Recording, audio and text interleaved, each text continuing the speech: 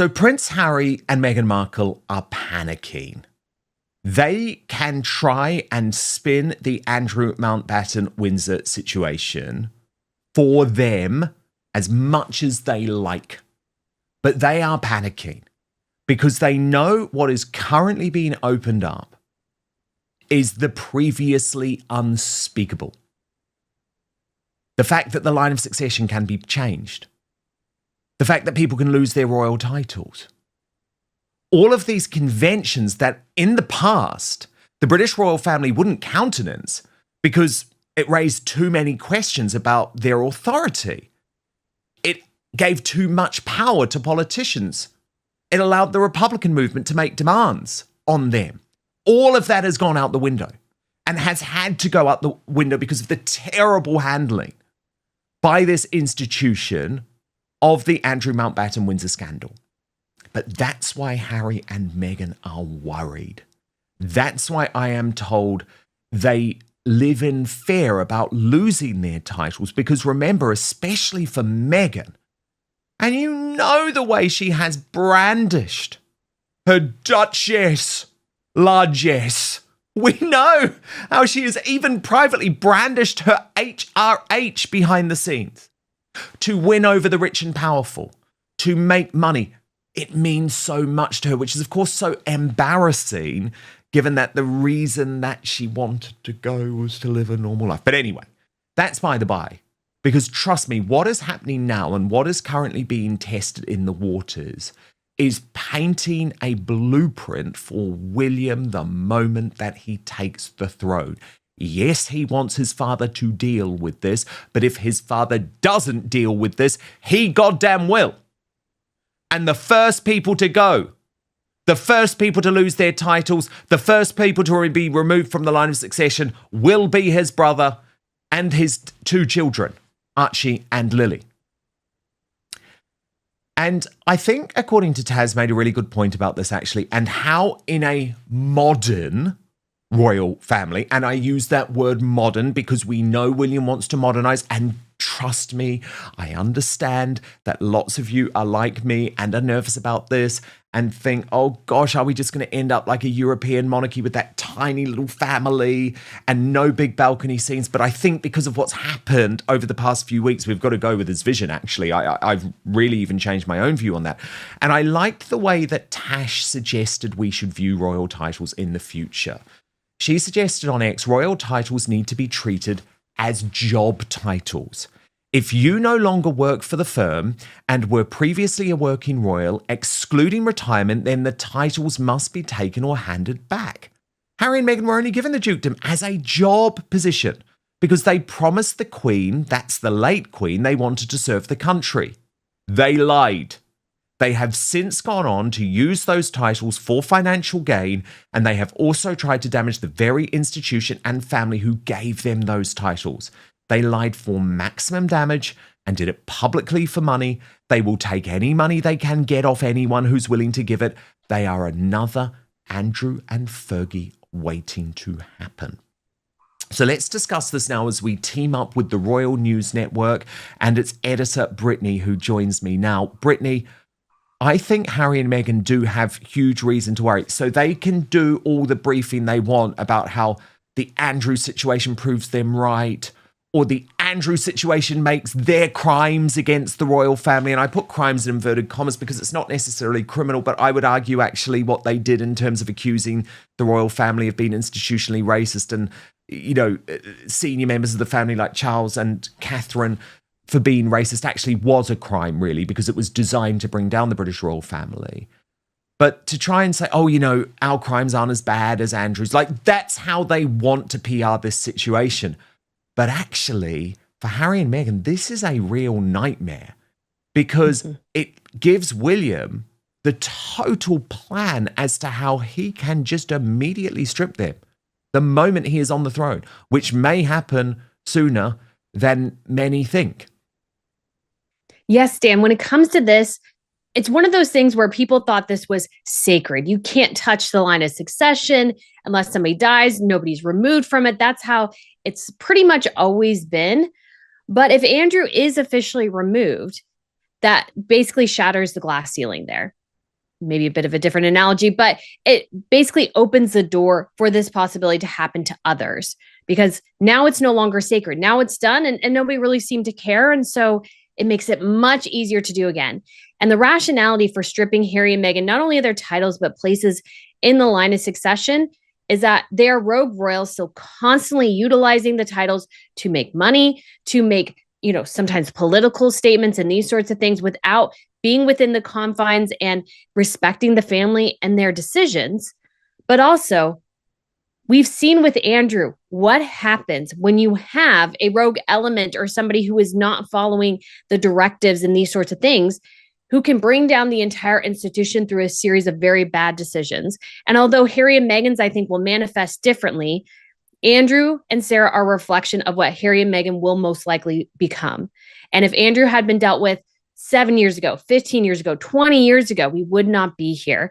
And so William, when he gets on the throne, I hope if Charles hasn't done it, that the first thing he does is just take Harry and Meghan out, just officially remove them. That's what they've sort of stated they wanted. Just do it and protect the institution in the future. We don't need these distractions. 100%. But what I hope is actually happening is that Charles is starting to wake up and realize, some of these things that William has been advising for 7 years would have actually protected our position if I'd gone through with them. So actually, maybe William isn't saying this to overstep the boundaries or to try and, trample over my reign. William's actually saying this because he wants to have a monarchy that is able to be saved, and he's trying to help you, Charles. Like, stop being so intransigent and listen to your eldest son. And we do also, Dan, have tons of examples in mainland Europe of this happening. We have it in Sweden with the king stripping some of his grandchildren of their HRHs.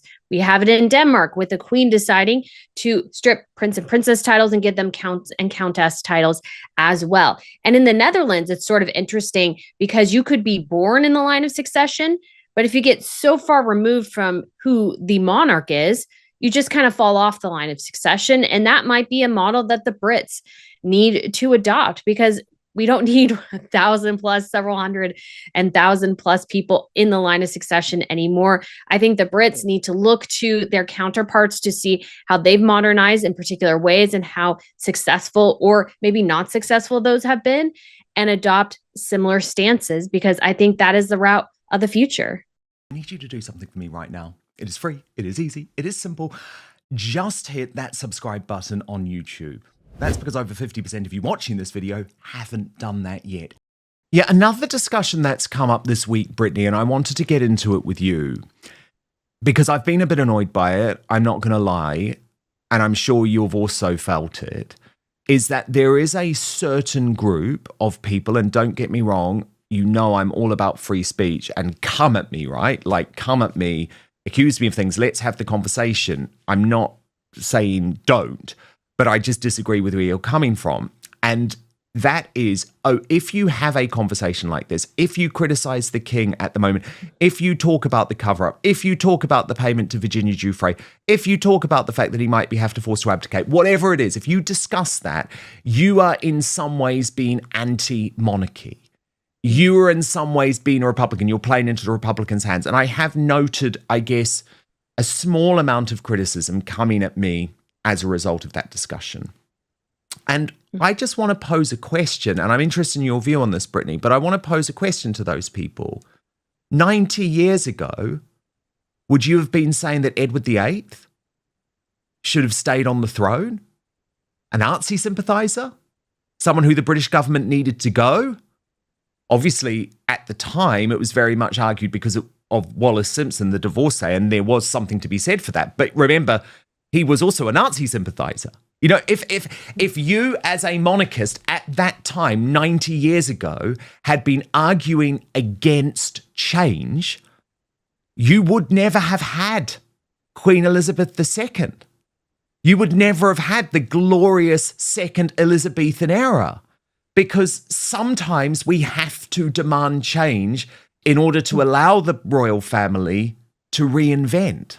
Do you understand what I'm saying, Brittany? And what's your argument to people who say to you, by covering this, you're anti-monarchy. You're not being fair. I've definitely heard this, Dan. And I, like you, have found it a bit frustrating because you can't, I think, fix a problem unless you acknowledge there is and or was a problem.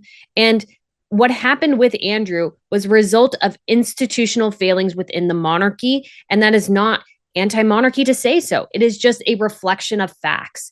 And the only way that that can be fixed is if the institution itself acknowledges those failings and tries to fix them. And sometimes it takes a while for them to the monarchy moves slowly to sort of recognize and kind of adjust for those things. But I think it's profoundly important to recognize how things have not worked, how they've let the people down, how they've lost trust.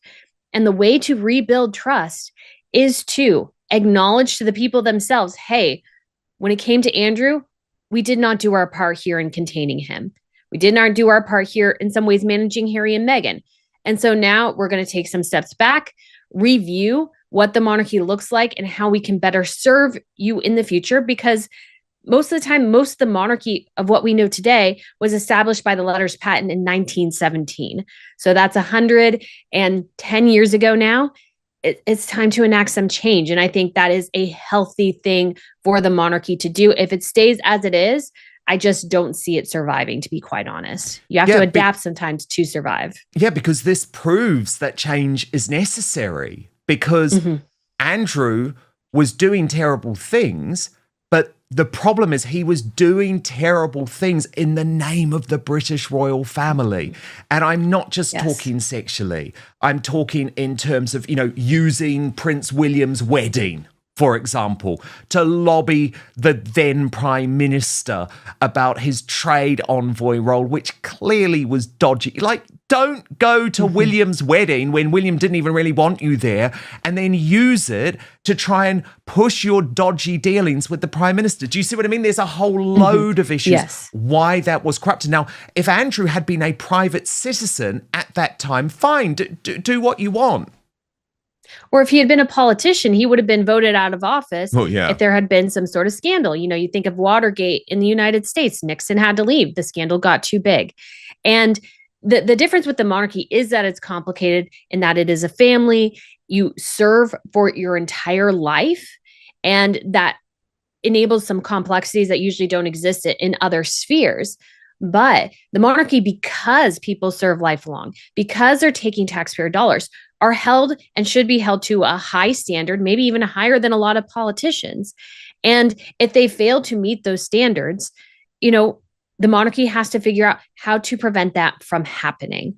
And the only way to do that is to recognize the problems and find solutions to those problems that will work not only now with Andrew, but have safeguards in the future. That is how you have to do it now, because you've had somebody fail. So now you have to institute safeguards. That's how it happens in business as well.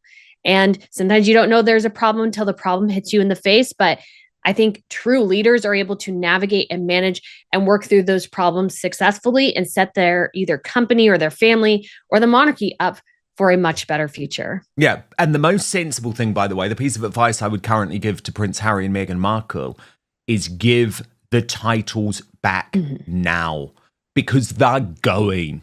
They are going. And it's so embarrassing that you're clinging to these things. You're going to lose them. They're on the way. They're going to go. You're not going to be a prince, Harry. You're not going to be a duchess, Meghan. Sorry, Archie and Lily, you're not either. So give them back.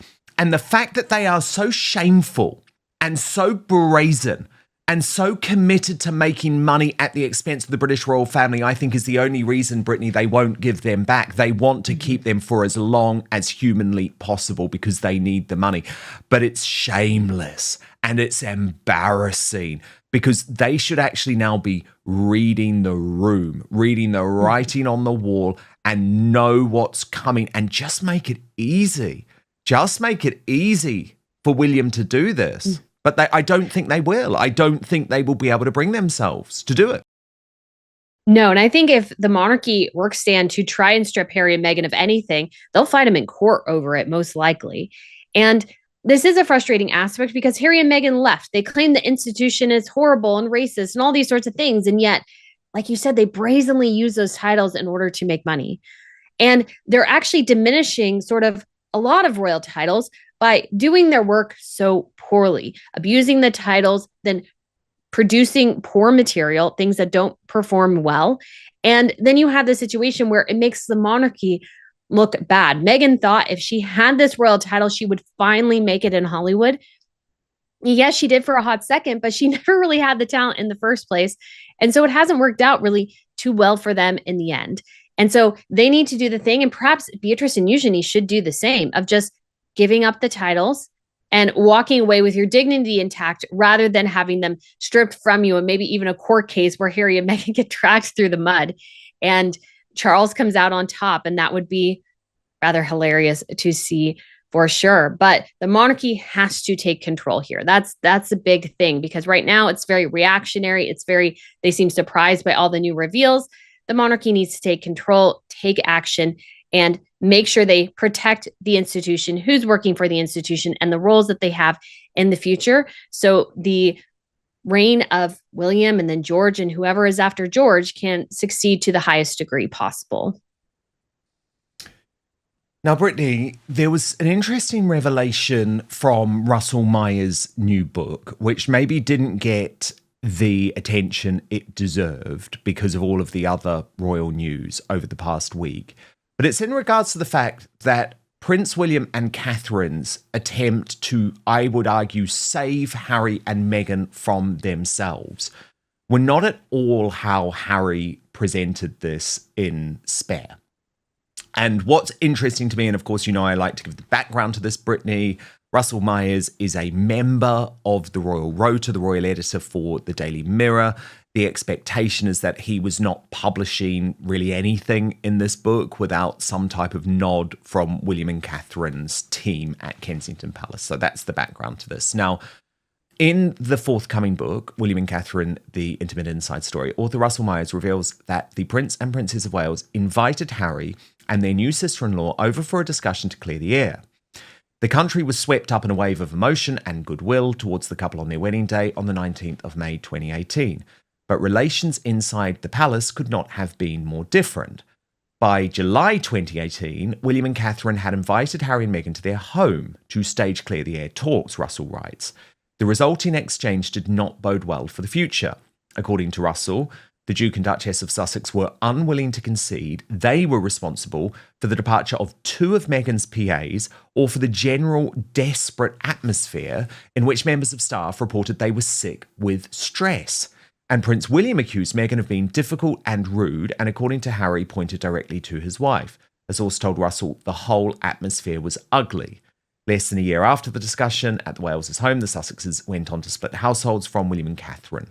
Harry and Meghan's distrust of their senior team had begun just months after their wedding amid mounting concern over their treatment of royal aides, Russell writes in his book, with a palace source describing the relations between the Sussexes and staff as very, very bad. It had reached an intolerable situation for so many of them. There were a lot of issues surrounding people needing time off work, not wanting to come in, or be on engagements on duty with Harry or Meghan. Everything possible was being done at all stages to help them, but nothing was ever good enough. Sources close to the Waleses revealed to Russell that William was intensely saddened, this is once the decision had been made to exit, at his brother's decision to quit. He and Harry had been drifting apart for years, but now he knew deep down that there would be no turning back. He would be losing his brother forever, and his children would lose their uncle and almost certainly not have a relationship with their cousins in the future. Fond memories of their childhood, from helping each other through the tragedy of their mother's death to growing up in the public eye, were now tarnished by the division at the heart of the family. Now, Brittany, upon reading that extract, you wrote, good for William for sticking up for his staff and calling Meghan rude and taking her to task for the departure of two of her personal assistants just months into her royal tenure. And that is exactly what I picked up too, Brittany, because even though there's a lot in that narrative, which we know now, like we do know how upset the staff were and all of the departures and everything, I think the Russell Myers take on this is really interesting because I believe it's the correct one.